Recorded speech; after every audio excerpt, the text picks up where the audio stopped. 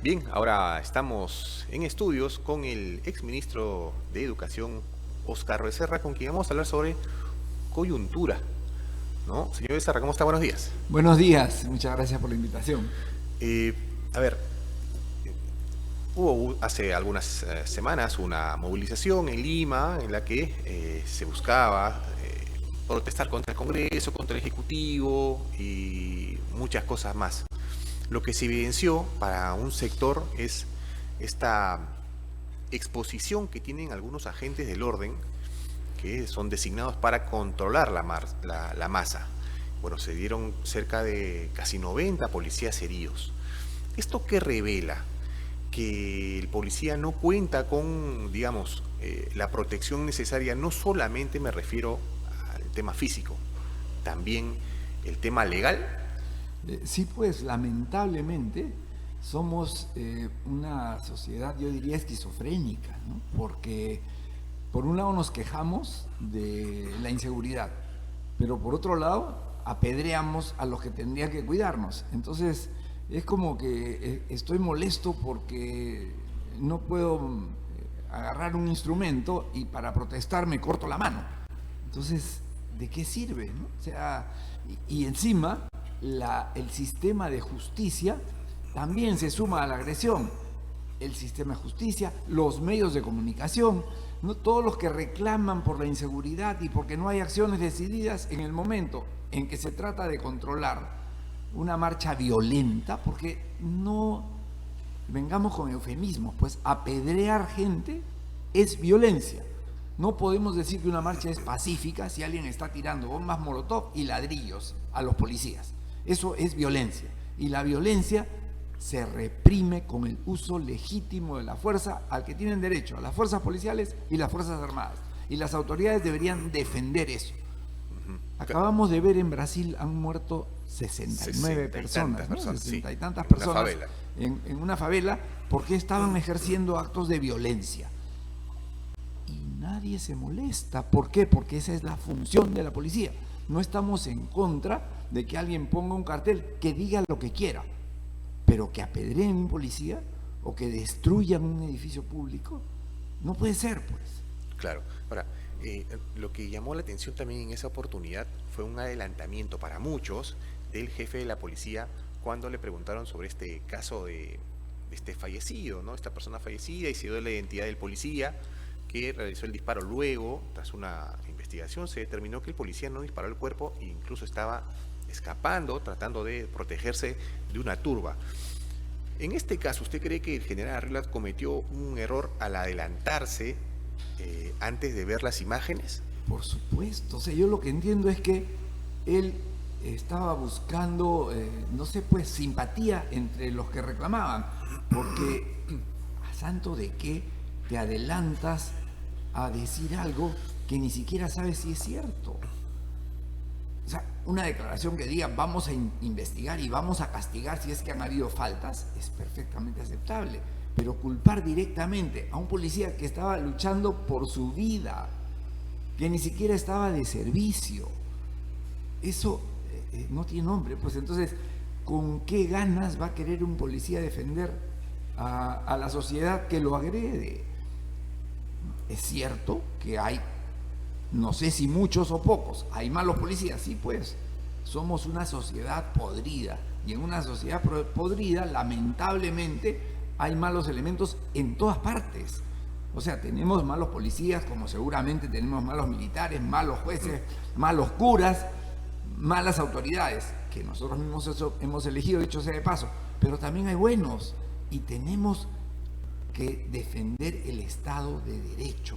El Estado de Derecho tiene que castigar, tiene que eliminar lo que yo llamo la costra purulenta, esa pus que se esparce por todo el tejido social, que hace que en todos los estamentos hayan malos personajes, que hay que castigar, pero no podemos establecer nuevas definiciones para las cosas. Claro. Esa gente que dice, voy a decir mi verdad, eso no existe. La verdad es una. Voy a decir mi versión de la verdad, lo que yo creo, pero creer es cuestión de religión, no es cuestión de hechos. Y entonces tenemos que defender el Estado de Derecho. Ahora, Y la policía está hecha para conservar el orden público, claro, al que tenemos derecho todos los peruanos. usted mencionaba el tema de que en todo lado hay malas, digamos, en la policía hay malos agentes, también otras autoridades también. Y ha llamado la atención esta semana, el viernes, esta sentencia contra el congresista Guillermo Bermejo. Y algunos se preguntan, ¿no? ¿Cómo es que llegamos a tener una persona vinculada con el terrorismo sentada en una curul? Bueno, eso hace cierta la frase que dice: cuando el pueblo elige a un delincuente para ser autoridad, no es víctima, es cómplice. Al elegir terroristas al Congreso, porque eso es lo que ahora está condenado, ahora ya no pueden decir están terruqueando, ¿no? Al elegir un terrorista para representar a alguien en el Congreso, nos convertimos en cómplices del terrorismo. Es más, yo recién me entero que este pobre joven que lamentablemente ha muerto se hacía llamar T-Ruco. Y apenas se ha sabido eso, y ahora lo llaman Truco, todo el mundo. Él mismo se llamaba T-Ruco, porque ese era su nombre de batalla, una letra T, un punto, la palabra R-V-K-O, que se leía T-Ruco, no truco. Pero claro, como redefinimos la violencia, o lo que significa ser pacífico, ahora resulta que el señor, que estaba participando en una marcha violenta y aparentemente, por lo que muestran los videos, incluso había arrojado explosivos caseros o piedras o algo, y estaba persiguiendo al policía para agredirlo. No basta mirarlo, estaba con la cara destrozada ese policía. Claro. Por el solo hecho de ser policía. ¿Eso es pacífico? Y seguramente este tipo de movilizaciones se van a repetir, ¿no? Al menos en estos pocos meses que tiene este gobierno, se van a repetir y van a seguir con la misma, el mismo mensaje de que se vayan todos, pese a que ya se vienen las elecciones. En medio de este ambiente tan tenso, ¿cómo cree que se van a desarrollar, se va a poder desarrollar esta campaña presidencial? Hay serios motivos de preocupación. O sea, tenemos, para empezar, un Congreso que no da ninguna confianza. O sea, les importa un bledo, disculpen la grosería, las normas se acomodan para hacer lo que quiero, y lo que quiero es lo que me interesa, como decía en alguna de sus caricaturas Quino: por encima de los sagrados intereses nacionales siempre estarán los supremos intereses personales. Y eso lo han demostrado el 100% de los congresistas, que cambiaron su reglamento en cuestión de minutos para poder citar a la presidenta constitucional y vacarla en una vacancia express que no duró ni 24 horas, ni 12, ni 6, duró minutos. Y todos contentos. ¿Por qué?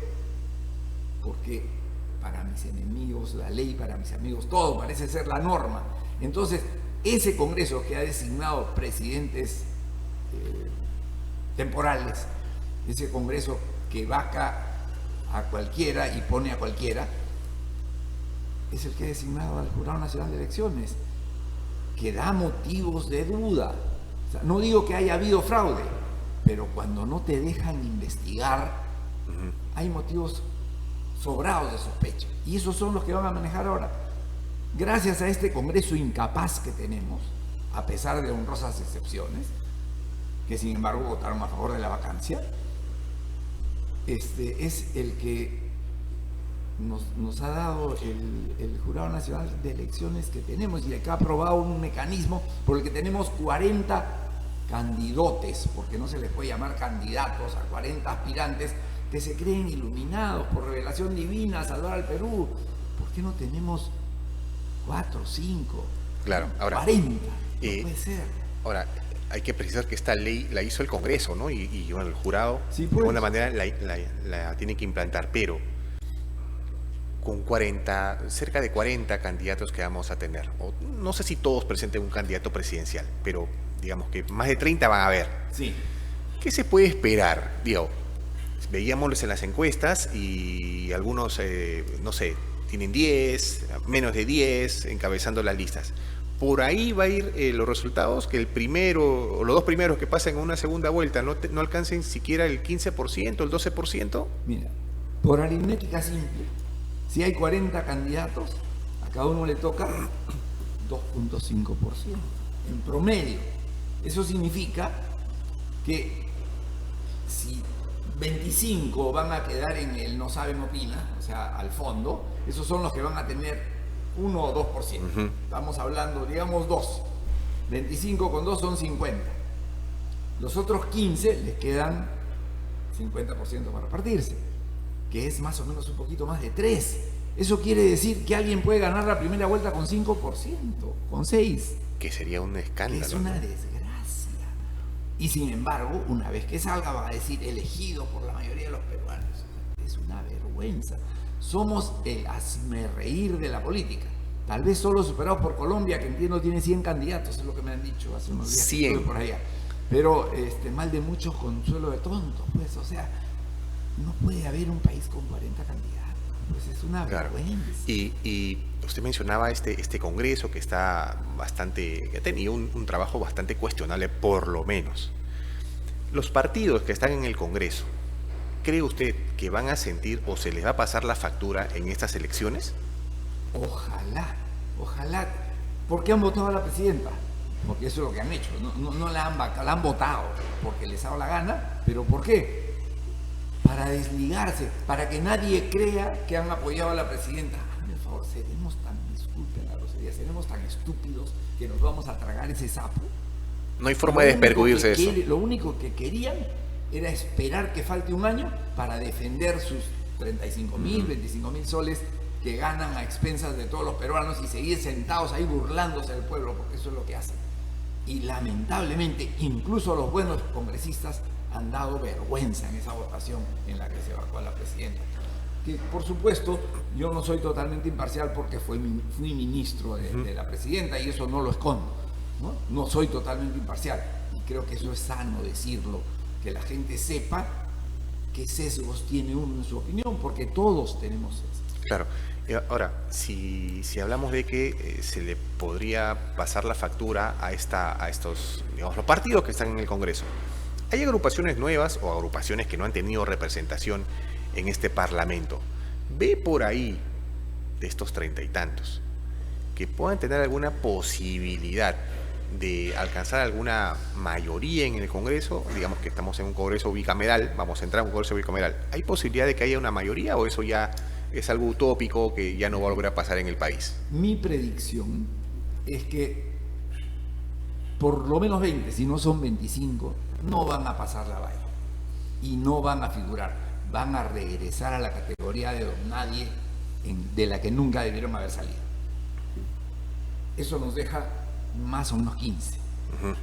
O sea, una estructura parecida a la que tenemos ahora. Ojalá que hayamos aprendido la lección y ojalá que alguien tenga siquiera un 25, un 30%, porque tampoco queremos que se repita lo que tristemente pasó con el fujimorismo, que teniendo 72 representantes y pudiendo haber salvado al país, controlando el gobierno de manera adecuada, decidió optar por la venganza.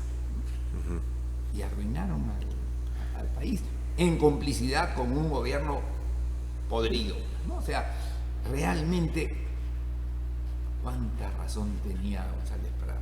Donde se pone el dedo salta la pus. Sí. Es triste, a pesar de que tengo simpatías y tengo amistad y respeto a muchos congresistas como personas, su actuación como congresistas, como cuerpo colegiado, como decía Legón en el siglo XIX y después Sigmund Freud, cuando hablaba de las masas, los grupos, las masas se comportan como absolutos ignorantes y retrasados mentales. Y pueden haber personas brillantes, pero los pones en grupo y se comportan como una manada. Ahora, siempre es un poco, digamos, criticable individualizar, ¿no? Pero en este caso, no hay forma de no hacerlo. Fuerza Popular, usted cuestionaba alguna postura que tuvo su bancada, siendo la más numerosa en aquella época, ahora también ha tenido un gran número de representantes en el Congreso. Y de todas maneras, Keiko Fujimori va a ser candidata a la presidencia. Se estima que el día de mañana presente su plancha presidencial en La Libertad, en Trujillo. Después de todo este paso de años, un tribunal constitucional que anula el proceso caso Cócteles, ¿le ve algún futuro a Keiko Fujimori en esta campaña? Digo, ¿lo ve de alguna manera positivo? Mira, la verdad es que no lo sé. Yo soy de los que piensan, ¿no? Vale la pena siempre aclarar las simpatías que tiene uno, que el país que tenemos se lo debemos a Alberto Fujimori. Fujimori nos libró del terrorismo y cambió las reglas de juego para hacer el Perú que tenemos hoy día posible. No fue el nombre del partido Perú Posible, fue Fujimori quien lo hizo posible. Y esa gratitud todavía la conservamos muchos. Y es por eso que el fujimorismo tiene un cierto arraigo popular, porque la gente se acuerda lo que hizo Fujimori. Lamentablemente han dilapidado, ¿no? Como el hijo pródigo, ¿no? Habría que recordar el ejemplo bíblico de cómo dilapidó su herencia y tuvo que regresar a pedir perdón. Tal vez sea el momento de que Keiko, después de haber dilapidado la herencia de simpatía que le dejó su padre, porque esa es la verdad, Fujimori salvó al país, después metió la pata, es cierto, y ha sufrido el castigo, pero nos salvó. Y esa herencia, lamentablemente, no la supo aprovechar, tal vez por juventud, por inmadurez, por la razón que sea, pero no la supo aprovechar. ¿Podrá aprovecharla ahora? Tal vez le toque hacer lo que hizo el hijo pródigo y pedir perdón y decir, acéptame aunque sea como el último de tus sirvientes, y el padre lo puso de nuevo. Claro. Entonces, tal vez esa sea una esperanza, pero no lo sé. ¿Qué pasará? El odio podrá más nuevamente, porque los que odian a Fujimori no sufrieron el terrorismo, esta así llamada generación Z, que en realidad no sabe lo que quiere, porque el no me representa es una mentira, pues los que están ahí, aunque no nos guste, nos representan. Claro, es un discurso que se repite, ¿no? Cada 4 o 5 años se repite ese discurso del antifujimorismo y el anti termina ganando. ¿Cómo se explica esto que el anti siempre se imponga? Es que lamentablemente, como digo, somos una sociedad esquizofrénica, pues. O sea, elegimos mal y después nos quejamos.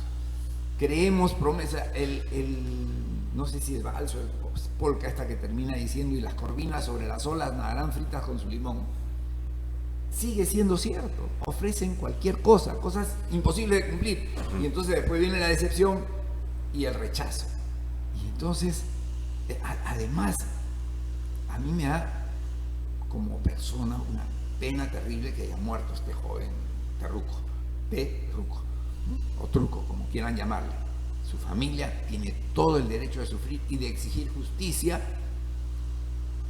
a los responsables, claro, que son los que organizaron las marchas violentas en las que murió este joven. Pero lamentablemente a mí me da la impresión de que todos los marchantes y los medios de comunicación, disculpa la alusión, estaban esperando el muerto para celebrar. O sea, tenían que tener un muerto y la esperanza era que con ese muerto sacaban a Gerí de la presidencia. Y tienen el descaro de no reconocer ese interés. O sea, viven de eso. Estaban esperando y cuando murió deben haberse alegrado, aunque no lo digan. Claro. Se nota por la forma como reaccionaron. Pero el juego no le salió como ellos creían. No, pues, felizmente. Ahora, y con esto vamos terminando porque el programa está ya en los últimos momentos. Decíamos que este tipo de movilizaciones se podrían repetir, ¿no? Sí, pues. Y todo bajo el mismo lema de que se vayan todos, que pese a que ya no se puede. ¿Quién está detrás o qué sector cree usted que está detrás de toda esta movilización y este discurso? Yo creo que hay un vergonzoso pacto entre diversas áreas interesadas que viven de la polarización de la sociedad. O sea, Y eso es a nivel mundial. Tristemente, las redes sociales, que han dado tantas cosas buenas, viven de polarizar a la sociedad. O sea, si en lugar de tener esta conversación, nosotros estuviéramos acá insultándonos o de repente yéndonos a los golpes, por una diferencia de lo que sea, el rating sería... Exacto. Entonces, periodistas como tú de repente están ilusionados, pues a ver si invito a alguien que de repente me pega en las cámaras y entonces voy a conseguir un rating que de otra manera no conseguiría. Entonces, esa actitud, ese germen, esa pobreza de ideas o de capacidad de intercambiarlas pacíficamente, ¿no? Porque podemos no estar de acuerdo. Es válido. Vez, yo mencioné el tema de los supuestos héroes del Bicentenario en una entrevista que me hizo Nicolás Lucar, y mencioné esos un par de delincuentes comunes que lamentablemente murieron, no es que yo nadie le desee la muerte a otra persona, y Nicolás Lucar los defiende. Y es más, fuera de cámaras me hizo notar, me dice, en eso sí no estoy de acuerdo. Yo le dije, en buena hora. No estamos para estar de acuerdo, estamos para disentir alturadamente. Pero también se lo mencioné, si nos estuviéramos insultando acá o agarrándonos a golpes, probablemente el rating se iría por las nubes. Exacto. Y hay algunos que caen en esa tentación. Sí, pues, y hay algunos que viven, De eso. bueno, y del escándalo, Sí, ¿no? pues. Es lo que se busca. Bueno, vamos a ver cómo se mueve este panorama electoral y si es que logramos sobrepasar esta esquizofrenia, ¿no?, que usted menciona, porque lo que se viene para el Perú es una época importante porque hemos tenido no sé cuántos presidentes en menos de 10 años, cerca de 7 u 8.